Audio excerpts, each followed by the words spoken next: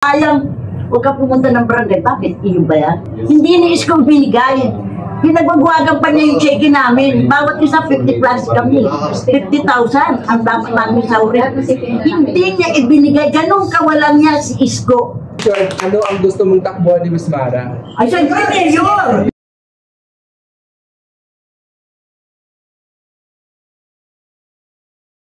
Loyalista po at matagal na po kayo loyalista. Bilang isang loyalista, ano po ang masasabi natin kay Miss Mara Pamilya? Hindi pa man namin natatanggap yung declaration na si Mara, po namin siya dahil siya yung unang-una nag-register sa lugar ng Santa Misa ng mga senior citizens sa national. So nakausap namin siya, nakasama namin siya nung piyesta ng Pandakan sa Buling-Buling. So alam na alam ko na yung galaw ni Ma'am Mara. Ngayon bilang isang loyalist at kasama ni Sir Lito sa alliance ng Implag, pinag-uusapan namin dahil nung nakaraang national election, magkasama rin kami ni Presidente sa alliance ng BBM. Mulabi ang hawak namin, Mulabi at saka yung Implag po, pinagsama namin yun.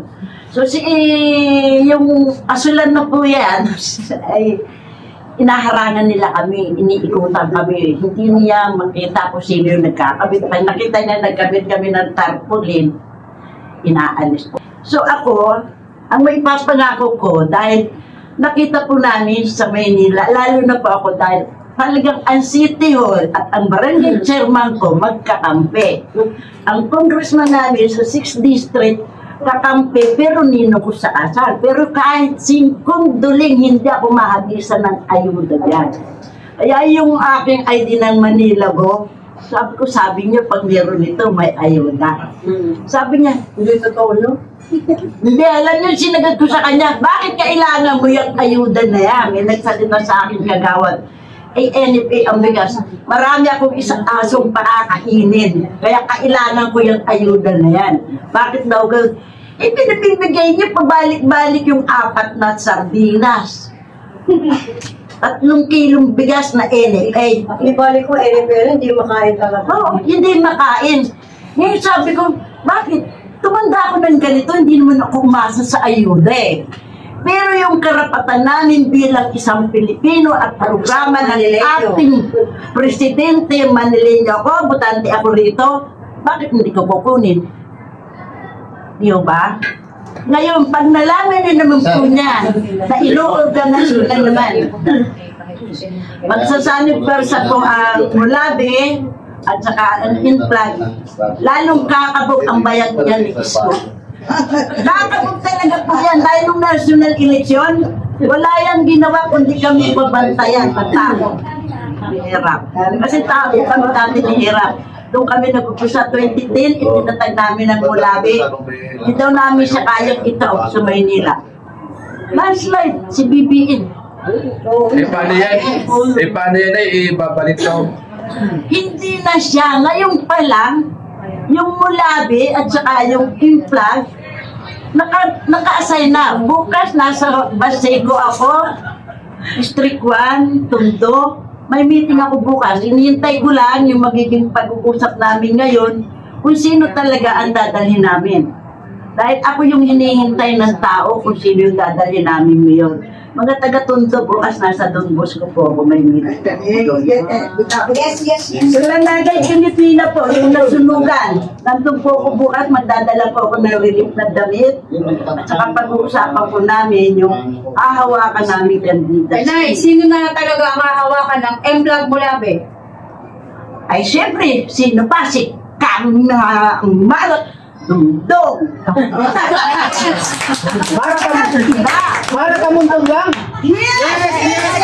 Ay, Marot Dungdong. Tamong to. ay,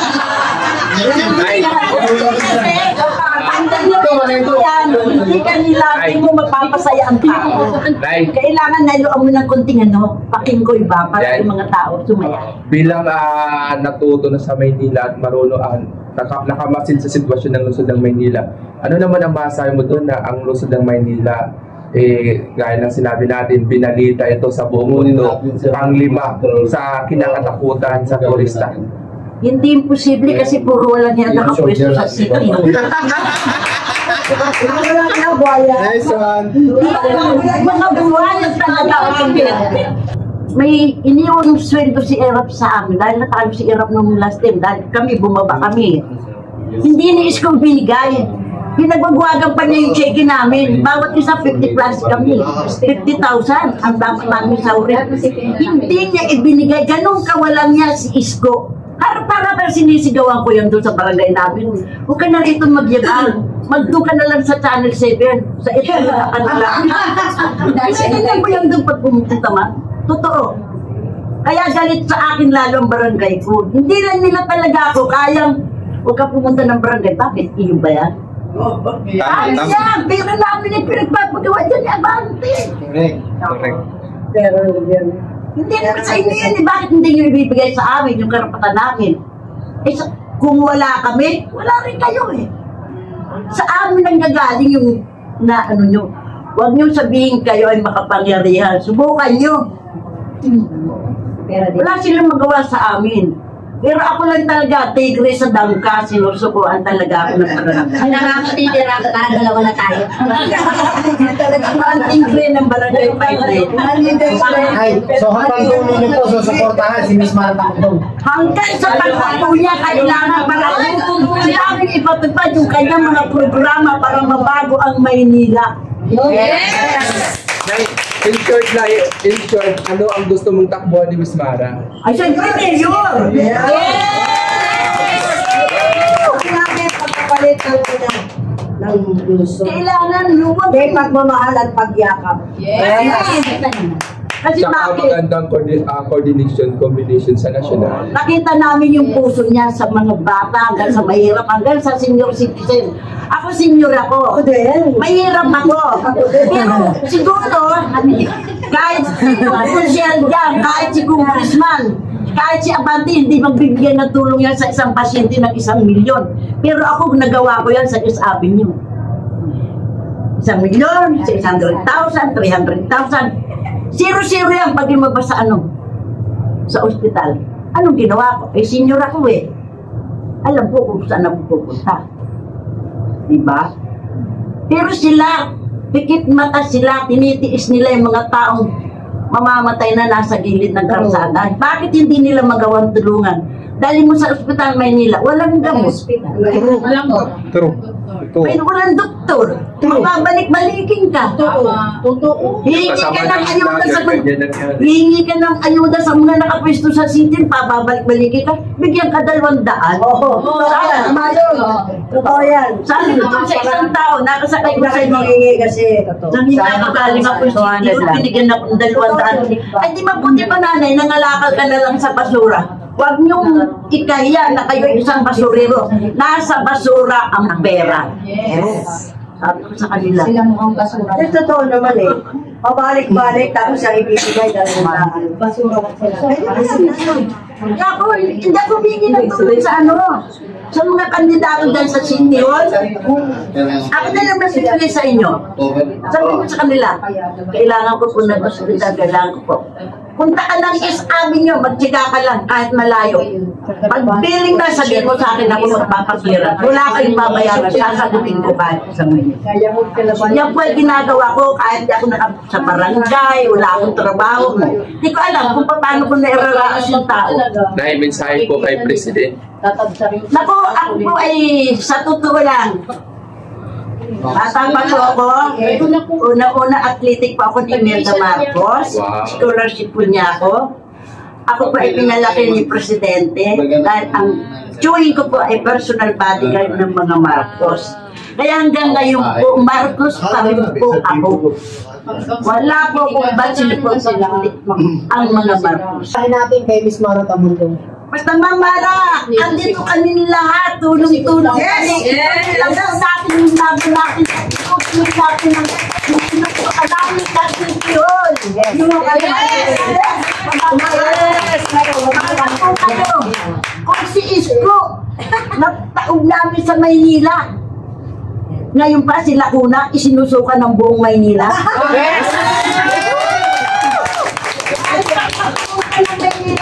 Kahit sino tanongin mo. Bakit po hindi ko masasabi? Tawagan akong District 1, 2, 3, 4, 5, 6. Anong problema? Wala na kami mag-anong ganito eh. Eh, ba't di kayo pumunta sa city? Eh, punta niyo ng Lacuna na yan. Hindi ka nagpunta ako ng Lacuna. Hindi ko makita. Talaga totoo naman, ma'am. Totoo naman, hindi ko sila makikita. Yan, Lacuna. Pero, Nay, hindi ko makakuha po, bakit ang dami yung mga Manileño na nagsisigaw na sinusukan ninyong dalawa si Harry Lacuna at si Isko? Bakit ang dami yung sumisigaw na Siyempre sinusukan? Inaranasan namin. Pinakaranas nila kung hindi man kami, kung kami na lang sana, oo. Paano yung iba? Na dumating. Buti sana kung kami lang eh. Budget na nga lang nila. Sweldo na lang nila na nagtatrabaho sa kanya ng reklamo na. Lalo na yung pera ng mga senior. Delay! Sabi ko nga eh, tawag ako sa probinsya, Batangas, Quezon Province, Lucena, saan. Oh, sumada na kayo sa salvation. Sabi ko, hindi pa. Magkano ba sa inyo? 1,000 na tinanggap namin. Eh, dyan sa inyo sa Maynila. Wala. Ay, Lacuna, 500 pa rin. Lacuna. Hindi namin naiintindihan bakit. Sabi nung isa, Natawa ko sa Lacuna. kasi daw, ang Maynila daw, maliit daw yung budget. Sino may sabi sa inyong maliit ang budget? Ang laki-laki na budget ng Maynila. Yun. Bakit ba sa Isko meron? Saan? May bahay. Naka-franchise na. May bahay sa Alabang. Ang anak sa abroad na naaral. Bagong gawa. Saan galing ang pera niyan? Kaya yan galing sa basura din yung babalik nila. Kasi ang galing, di ba? Hindi mangyayari. Mangyayari yan, tandaan nyo. Kaya sinasabi ko niya, babalik at babalik siya sa basura. Kung magsalita siya, nung yan ay tumataklong vice ni Erap. Vice! Andun ako sa kabilang ito, napusin na namin sa Mangay. Ito yung mansion ni Erap. Vice, papicture na po yung mga Jonda. Ang tawag mo sa senior, Jonda.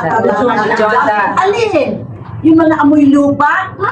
Ay! Ang yato, mga ganyan. Gasto.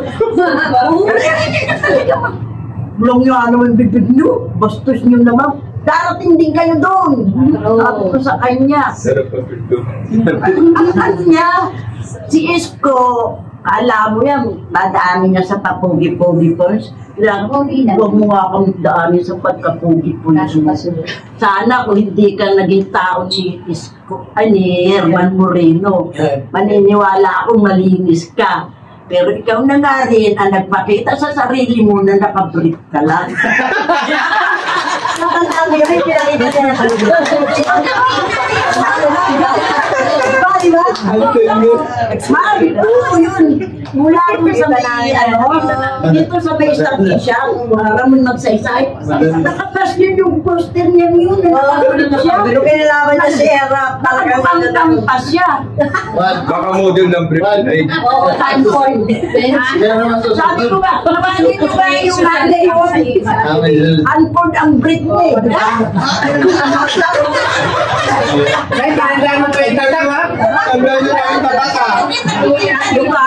Hindi lang meron dito. Kaya sayang. Pinakita niya Erap yun, di ba? Kaya nga nung undo yan, nagulat kami madaling araw. Saan galing to? Diba? Nag-undoy. Doon sa barangay daga. Huwag ka naman ito. Siguro. Sabi ko, saan galing yan? Sa kasino. Sino? Magdama na dyan si Alaman eh. Takaw sa kasino yan, Cisco. Inuunay tayo nagkakasino siya. Eh, mahilig ako mag-o. Kaya nga, di ba, nagpabili siya, inuwi siya.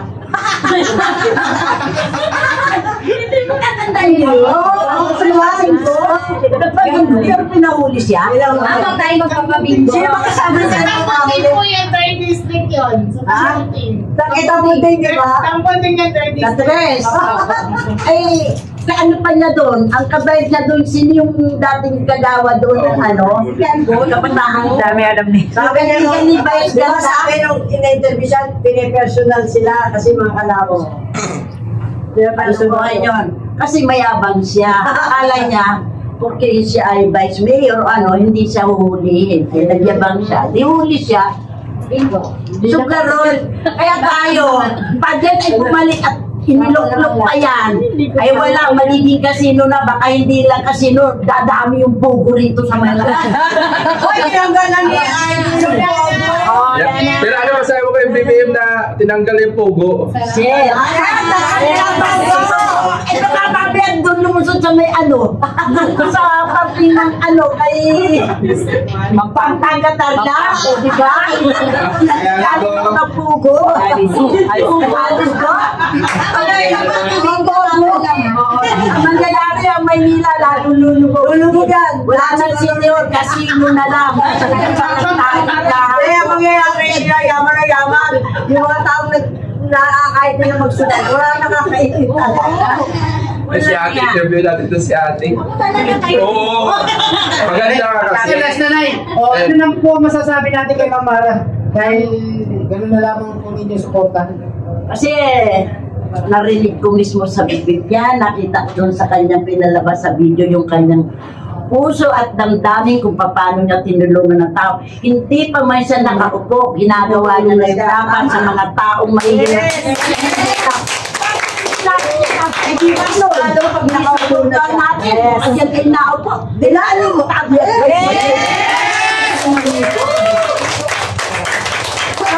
May pag-asa na bago, baka yung ang 5 magiging isa, mawawala pa 0-0, wala nang katatakutan ng mga tao.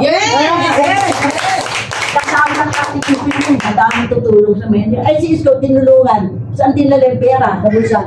Pinulsa niya. Pero na talaga tayo. Galing ibang bansang pera, pinulsa niya. Alam siguro niya, di ba pupugal?